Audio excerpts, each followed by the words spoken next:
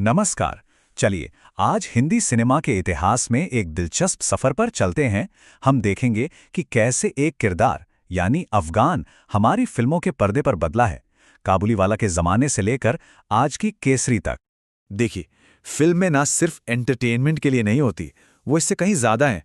वो कहानियाँ सुनाती हैं, हमारे इमोशंस को जगाती हैं और जाने अनजाने हमारी सोच पर एक गहरा असर भी छोड़ जाती हैं।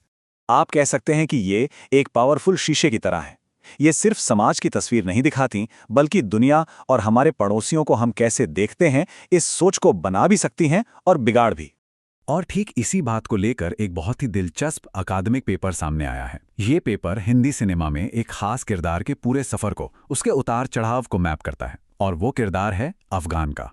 तो आज की हमारी ये पूरी पड़ताल मोहम्मद रियाज और कैफिया आंसर लस्कर के एक रिसर्च पेपर पर आधारित है। इसका टाइटल है from Kabuliwala to Kesari, mapping the misrepresentations of Afghans in Hindi films, और ये रीओरिएंट नाम के जर्नल में पब्लिश हुआ है। अच्छा, ये पेपर एक बड़ा ही कमाल का फ्रेमवर्क इस्तेमाल करता है। ये दिखाता है कि कैसे हमारी फिल्में अक्सर किरदारों को दो हिस्सों में बांट देती हैं। एक तरह का हम बनाम वो। एक तरफ हैं सभ्य भारतीय हीरो जो लॉजिकल हैं, अच्छे हैं, देशभक्त हैं, और दूसरी तरफ है कबीलाई अफगान किरदार जिसे इमोशनल, गुस्सैल और एक तरह के खतरे के तौर पर दिखाया जाता है। तो रिसर्चर्स ने इस पूरे बदलाव को 4 अलग-अलग दौर में बांटा है। हम एक-एक करके इन चारों दौर को समझेंगे। पहला है आज़ादी के बाद का नॉस्टैल्जिया वाला दौर, फिर आता है 90 का दशक, इसके बाद 9/11 के बाद का समय, और आखिर में 2014 के बाद का दौर।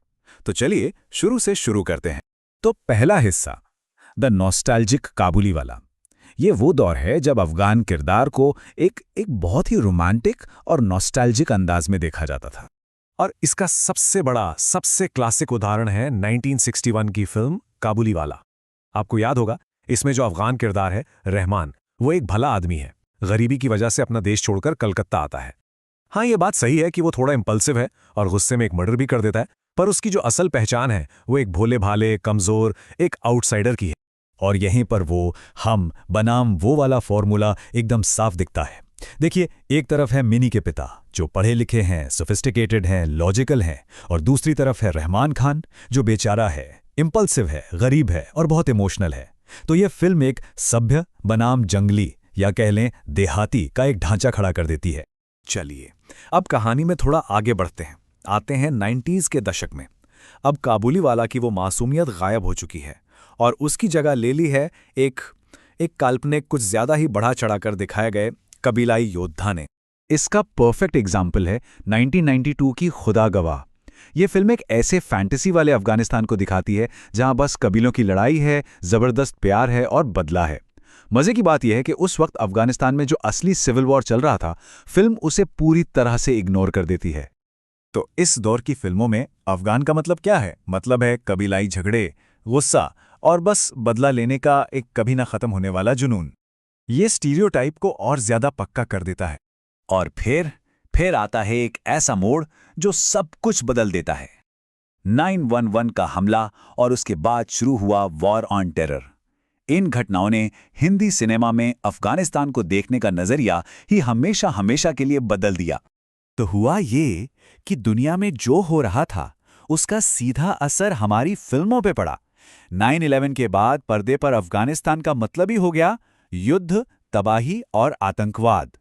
और इसी के साथ हमारी फिल्मों में नेशनल सिक्योरिटी एक बहुत बड़ा मुद्दा बन गया। 2006 में आई काबुल एक्सप्रेस को देखिए। रिसर्च पेपर बताता है कि ये फिल्म स्टीरियोटाइप से भरी पड़ी है। इसमें ये लोग, इनकी आदतें जैसे शब्दों का इस्तेमाल होता है जो साफ तौर पर एक दूरी बनाता है। अफगान औरतें तो पर्दे पर लगभग हैं ही नहीं, और अगर हैं भी तो बस बुर्के में लिपटी हुई बेचारी विक्टिम्स के तौर पर। सोचिए, इस फिल्म को अफगानिस्तान में ही बैन कर दिया गया था क्योंकि वहां के हजारा समुदाय ने इस पर नस्लवाद का आरोप लगाया था। और अब आते हैं हम सबसे ताज़ा दौर में, जहां इतिहास को हथियार बनाकर अफगान किरदारों को एक वहशी और खतरनाक दुश्मन की तरह पेश किया जाता है। ये पेपर एक बहुत ही चौंकाने वाली तुलना करता है। 1897 में विंस्टन चर्चिल ने पश्तूनों को धरती के सबसे क्रूर और दयनीय प्राणी बताया था। हैरानी की बात है कि ठीक वैसी ही सोच और भाषा हमें केसरी जैसी मॉडर्न फिल्मों में भी सुनाई देती है। ये एक तरह से उसी पुरानी औपनिवेशिक मानसिकता की एक डरावनी गूंज है। मिसाल के तौर पर 2019 की केसरी को लेते हैं। ये फिल्म 1897 की सारागढ़ी की लड़ाई पर बेस्ड है, लेकिन इसमें पश्तून कबीलों को कैसे दिखाया गया है, एक जंगली खून की प्यासी भीड़ की तरह, और उनके सामने हैं हमारे अनुशासित मानवीय सिख सैनिक। तो एक ऐसी लड़ाई जो अंग्रेजों के लिए लड़ी गई थी, उसे पर्दे पर बर्बर आक्रमणकारियों के खिलाफ देश की रक्षा की कहानी बना दिया जाता है। यही चीज हमें 2019 की एक और फिल्म पानीपत में और भी साफ साफ दिखती है।